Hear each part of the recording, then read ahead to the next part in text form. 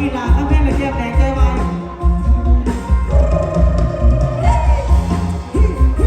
สาวแหล่บ้านนาพี่น้องเอ้ย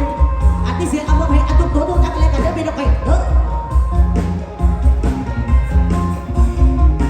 ได้มาพบคนงามเสื้อสาวแหล่โอ้สาวแหล่บ้านนาอาว่าอันได้พบน้องคนงามสุขสำราญพบในงานท่าสามัคคีโอ้สาวแหล่บ้านนาเจ้าสวยเด่นดังพัดดังงานเพลงมองเด็กสี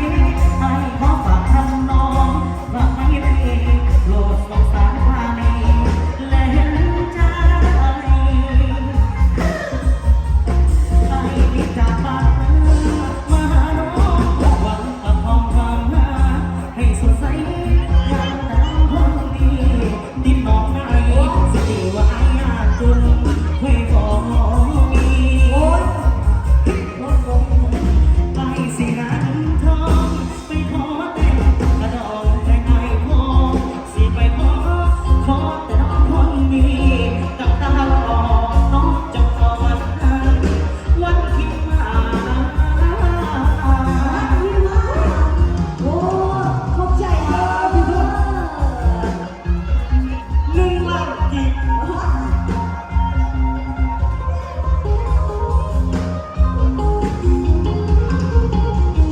บอกเอ็กซ์สื่อเอาวัวมาให้แนวนะเอาวัวมาให้โดนเกิดอะไรได้วัว โอเคหลายๆเด้อชุ่มชุ่มชุ่มชุ่ม เมียน้อยอีกนะครับเมียน้อย ก็ช่าง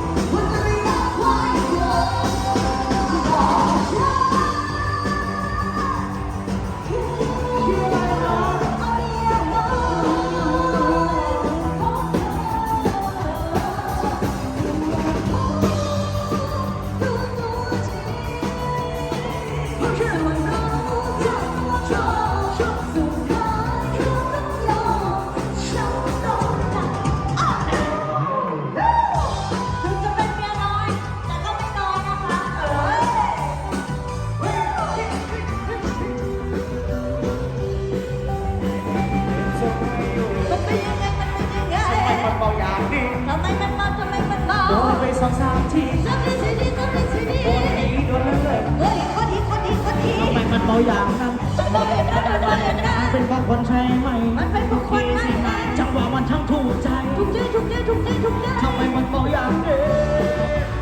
นักเกมสุดไม่ได้อยากเดินเสียงดังหลังเดินกันเดินสายไม่ได้เดินไม่หมดไปแล้วเอาไปเลย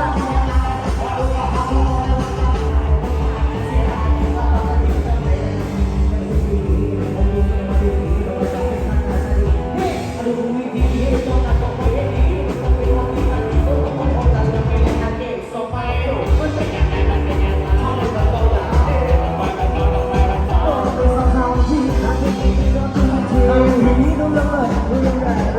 ทำไมมันมองอย่างนั้นมันเป็นความฝันใช่ไหมมันเป็นความฝันใช่ไหมจังหวะมันทั้งถูกใจ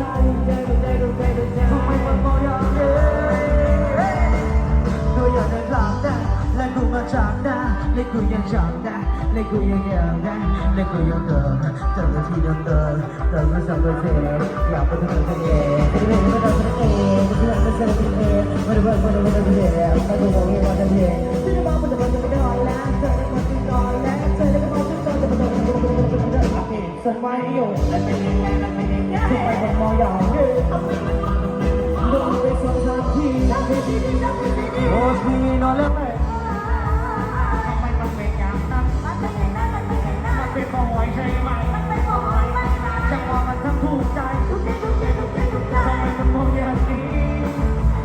อาเกียรติสมัยกันเกียรติทรงไม่ก็อยู่แต่กูก็มองอยู่ดีพลังของดีถูกแล้ว